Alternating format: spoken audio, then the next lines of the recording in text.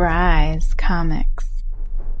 In this video, we're talking about a book that was the talk of the town. It was hot and trending for quite some time. The character's name was on the tip of everyone's tongue for a while there, and since then, the book has come crashing down 75% off of its highs. And what I want to know from you guys is, after you listen to the ideas presented in this show, after you look at the sales data that we're going to go over, I want to know from you, is this book where it should be price-wise, or is it undervalued, or does it still have a ways to go? And I also think there's some very interesting conversation pieces that are brought up about characters like this that affect a bunch of different books currently associated with the MCU and that we'll see again in the future. So there's some valuable information here to get us thinking about how to be better collectors, investors, and speculators. But before we hop into it, we always have a monthly giveaway here on the YouTube channel. If you subscribe, comment, and like, you're entered to win this brand new slab this month, and another brand new giveaway over at brycecomics.com. If you sign up for the newsletter there, you're entered to win this brand new slab this month. In the next video, I will announce the winners from January. And also, don't forget to follow me over on Instagram for trades, for grails, other fresh content over there, and lastly on Whatnot. Link in the description for $15 towards your first purchase. I always have items in the Buy It Now for $15, so if you're new to Whatnot and use my link, you can stop by and pick up a free book. So the book that we're talking about in this video is Daredevil Volume 2, Number 9 from 1999, the first appearance of Echo in Maya Lopez. As we all know, this character was introduced in the Hawkeye show, and she is slated for her own Disney Plus series early 2024. So this clearly is a character that Marvel is investing a lot of money into, but what about collectors? Are collectors investing a lot of money into Maya Lopez? Well, to find out, let's jump into the computer and take a look at the census and some sales data. So here we are on gpanalysis.com, and we're looking at Daredevil from 1999, volume number 2, issue number 9, the first appearance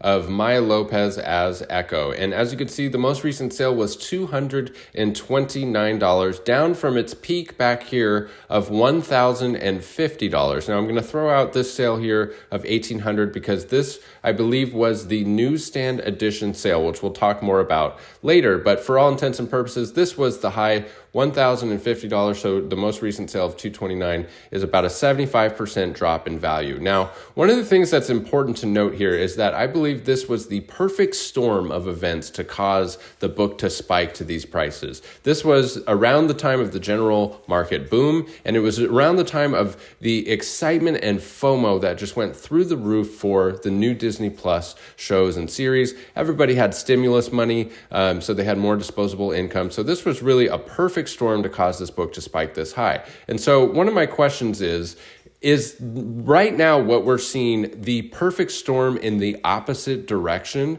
Because the economy has completely tanked, and it's pretty much radio silence about the character of Echo, the exact opposite of the two factors that caused this to spike over here. So that leads me to the question that I want to hear from you guys in the comments below. Is today's price undervalued? Is this key undervalued at around $229? Is it still too high, or is it right where it needs to be? And then I have some more interesting questions and thoughts about the longevity of this book and this character and characters like this over the next 10, 20, 30 years. What will these books look like in the long term? But one of the things that's important to note about this book is the census. If we come over here and look at Daredevil number 9, we could see that there's 1,285 9.8s, about double that of the 9.6s, and about 2,400 total copies on the census. Now, this stuck out to me because a proportion like this from 1999 is a little bit odd.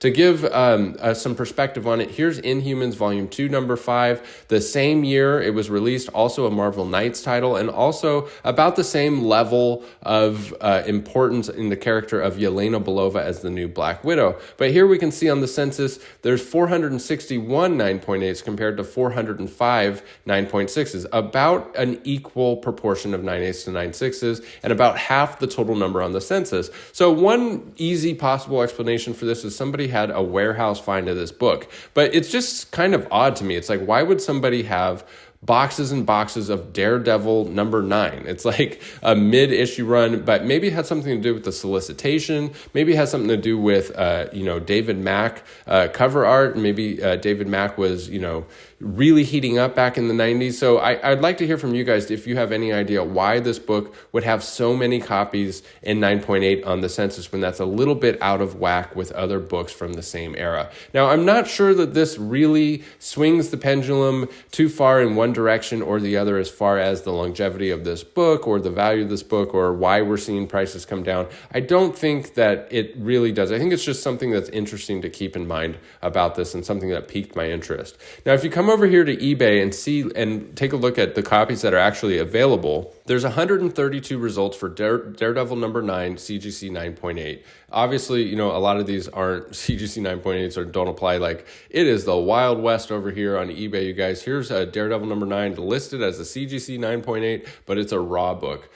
So you really got to be careful with eBay. But here you can see one, buy it now for $262. This is not that far off from recent sales. So people are willing to let go of this book for a reasonable price. Of course, there's lots of people that are asking prices that are just way sky high. But nonetheless, you can find it for close to fair market value. And there are so many people that are willing to let go of this character, willing to let go of their copies of this book. And I just wonder if this is going to flip-flop as the show gets closer, or will there be more copies that come to eBay that are available, because there are so many on the census, but there's a good chunk of them available now for sale. Now, one thing that's interesting about all of these available copies is not a single one is a newsstand edition. And that was one of the inspirations for doing this video, is I had a newsstand copy just sitting on my site for $900 after using the Collect 10 discount,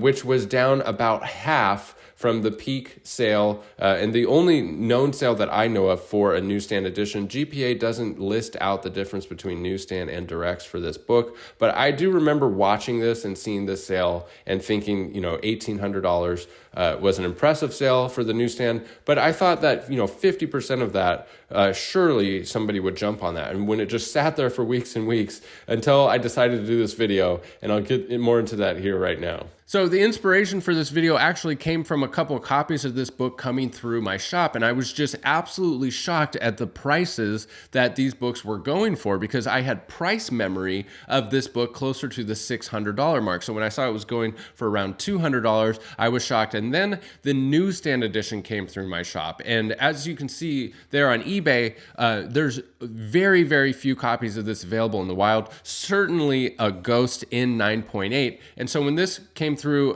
my shop in a collection, I thought, oh, this is going to go right away. I listed it for $1,000. So with the 10% off code that's always active, Collect 10, you could have got it for $900, which is half of the sale, because I do believe that $1,800 sale was a newsstand copy. I remember watching that back when that sale happened.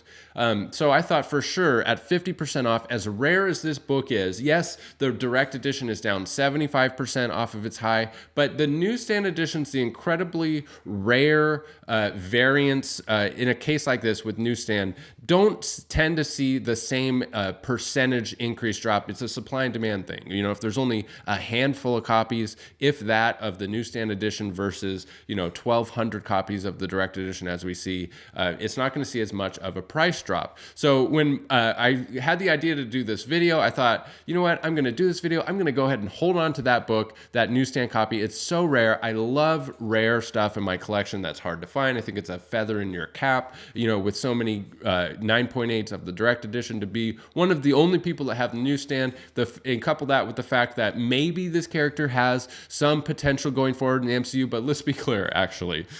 I have zero faith in the Echo show. Just with the track record of Marvel and Disney, I have zero faith that it's going to be received well by speculators. Okay, I hope I'm wrong. I know I'm going to watch the show. I absolutely will tune in every single day a new episode is released, and I will enjoy it. I can guarantee that. But I don't think it's going to, increase the values of this book for this show. But what that doesn't take into account is the long-term effect of this book, the long-term potential of this character. character. And that's what I'm really on the fence about. And it applies to other characters that we already have had their Disney Plus debuts, Miss Marvel, Kate Bishop in Hawkeye, and now Echo. And we will have more in the future as well. And what's unknown to me is how will these books be viewed decades from now? How will Echo's first appearance as a collectible be regarded by collectors 20 years from now, 30 years from now? Is it going to be a character that is just not on people's radar? Is she essentially going to go away over time?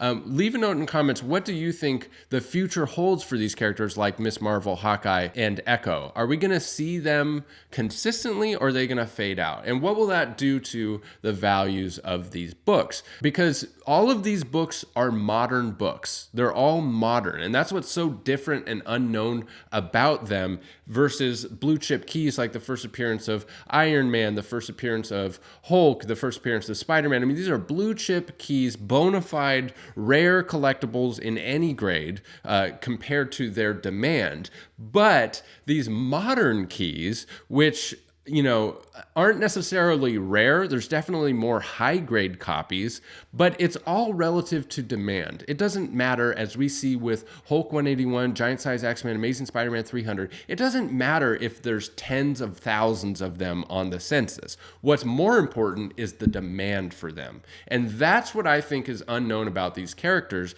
And depending on your view of it, now could be a great time to buy it, or now could be a terrible time to buy it. I find it hard to believe that 20 years from now, Daredevil #9, the first appearance of Echo, is going to be, completely undesirable. I find that hard to believe. But what do you guys think? So when I decided to do this video and take it down, my friend reached out to me and said, hey, I'll take it for the $900. And the last thing that I'm going to do is say, oh, no, it's not for sale anymore. I think that's one of the sleaziest things you could do as a dealer is have something listed for sale. And then as soon as somebody shows interest in it, you say it's no longer available for sale. So it's all good. I don't really need this book in my PC. But I thought if it doesn't go for that price, I'll just go ahead and keep it. So the fact that it sold, I'm happy with the sale, and I think that it was a great pickup for my buddy. So that's it for this video, guys. Just me kind of talking about some really interesting thoughts about these newer modern keys and how are they going to fare long term. I really look forward to hearing what your guys' thoughts are. Don't forget to leave a comment down below, subscribe and like this video, and you're entered to win this month's slab giveaway here on the YouTube channel. And if you head over to brycecomics.com and sign up for the newsletter, you're entered to win a slab each and every month. That's also where you get first access to new collections. I have a lot of exciting stuff on the way. And if you use code COLLECT10, that code is always active. You'll get 10% off in-stock items. Follow me over on Instagram and lastly on Whatnot. Link in the description for $15 towards your first purchase. We're having a ton of fun over there, and I hope to see you there. Thanks as always for sticking with me to the end of the video. We'll catch you in the next one. Bye. Bryce Comics.